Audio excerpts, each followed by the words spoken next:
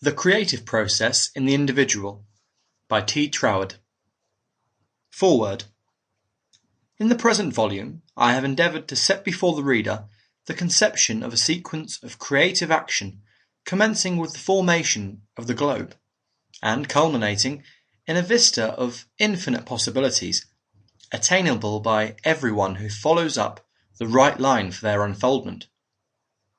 I have endeavoured to show that, starting with these certain incontrovertible scientific facts, all these things logically follow, and that therefore, however far these speculations may carry us beyond our past experience, they nowhere break the thread of an intangible connection of cause and effect.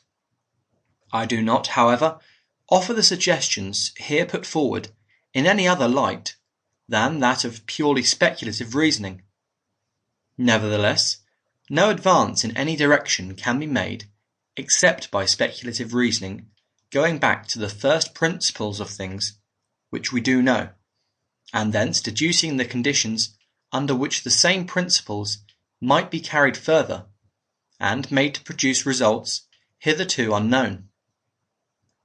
It is to this method of thought that we owe all the advantages of civilization, from matches and post offices to motor cars and aeroplanes, and we may therefore be encouraged to hope such speculations as the present may not be without their ultimate value. Relying on the maxim that principle is not bound by precedent, we should not limit our expectations of the future, and if our speculations lead us to the conclusion that we have reached a point where we are not only able, but also required by the law of our own being, to take a more active part in our personal evolution than heretofore, this discovery will afford us a new outlook upon life, and widen our horizon with fresh interests and brightening hopes. If the thoughts here suggested should help any reader to clear some mental obstacles from his path, the writer will feel that he has not written to no purpose. Only each reader must think out these suggestions for himself. No writer or lecturer can convey an idea into the minds of his audience. He can only put it before them, and what they will make of it depends entirely upon themselves. Assimilation is a process which no one can carry out for us. To the kindness of my readers on both sides of the Atlantic, and in Australia and New Zealand, I commend this little volume, not, indeed, without a deep sense of its many shortcomings, but at the same time encouraged by the generous indulgence extended to my previous books. I say, no man has ever yet been half devout enough. None has ever yet adored or worshipped half enough. None has begun to think how divine he himself is, and how certain the future is. I say that the real and permanent grandeur of these states must be their religion.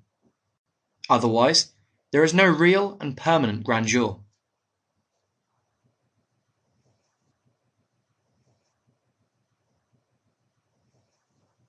Chapter 1. The Starting Point.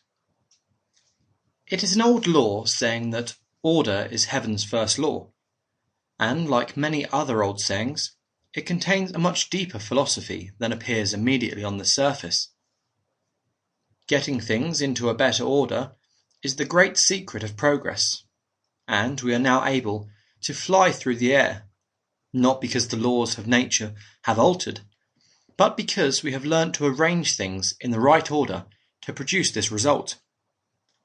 The things themselves had existed from the beginning of the world, but what was wanting was the introduction of a personal factor, which, by an intelligent perception of the possibilities contained in the laws of nature, should be able to bring into working reality ideas which previous generations would have laughed at as the absurd fancies of an unbalanced mind.